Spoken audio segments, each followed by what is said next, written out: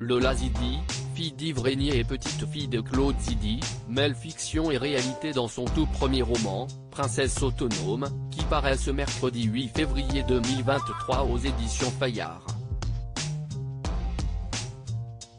Si des éléments de sa propre vie sont retranscrits, elle raconte aussi l'histoire de sa sœur Christophie, qui n'a pas été reconnue comme sienne par leur père. Il y a bientôt 2 ans, Yves Régnier, inoubliable acteur de Commissaire Moulin, disparaissait à l'âge de 78 ans. L'artiste, à qui de nombreuses personnalités avaient rendu hommage, laissait derrière lui son épouse Karine et plusieurs enfants, dont Lola Zidi, qui avait alors évoqué leur relation parfois difficile.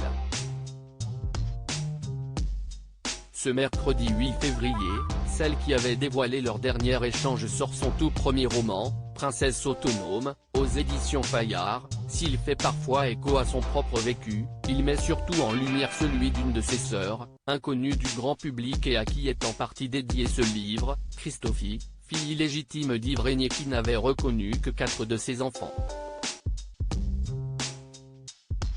À cette occasion, l'autrice et comédienne a accepté de répondre à nos questions.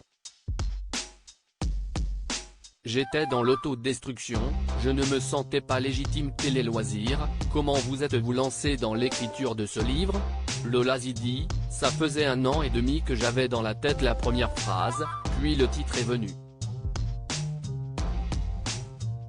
J'ai commencé à écrire les 15 premières pages début avril 2021 et la mort de mon père, le 24 de ce mois-là, m'a complètement autorisé à raconter cette histoire. Certains sujets me tenaient énormément à cœur, la légitimité, la reconnaissance, la construction avec des repères bancals. Vous avez toutefois opté pour de l'autofiction et pas une biographie. J'aime l'idée que la réalité m'inspire et pouvoir y mêler d'autres influences. Mais ça raconte le chemin que j'ai moi-même parcouru en termes de reconstruction. À une époque, j'ai vraiment cru que j'étais bonne à rien, que j'étais trop ou pas assez.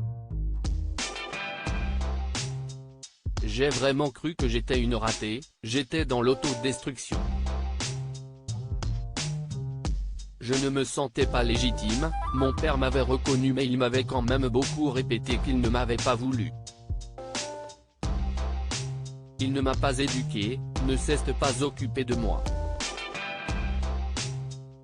Avec Christophie, on est né à 3 mois d'écart. Vous écrivez dans votre roman, la question du père est un terrain miné. Était-ce le cas pour vous? À une époque, oui. Mais, quand mon père est parti, on était très en paix tous les deux, réconciliés et pleins d'amour. Vous vous adressez à vos frères et sœurs dans les remerciements. Qu'entendez-vous par cette phrase que vous avez écrite, il était temps de réparer ce qui pouvait l'être? J'ai pensé qu'il fallait mettre de la lumière et de l'amour sur l'un des membres de notre famille qui m'a inspiré ce roman, ma sœur Christophie. Elle est la fille de mon père, on est nés à 3 mois d'écart. Elle n'a pas été reconnue et j'avais envie de lui apporter un peu de reconnaissance, à ma manière. Les Régnier, si estime ma famille quoi-t-elle pensé de votre roman? Elle était bouleversée, forcément. Mais je l'ai aussi fait avec l'intention de lui faire du bien. Quelles sont vos relations aujourd'hui avec les Régnier et notamment avec Karine, la veuve de votre père? Si estime ma famille. On s'entend très bien, on s'appelle et on se voit régulièrement.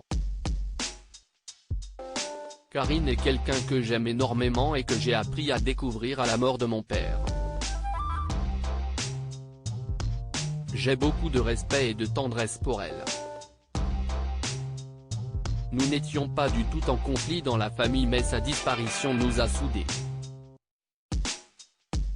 À lire aussi Yves Régnier, père très absent, Lola Zidi se livre sur son enfance de fille de star.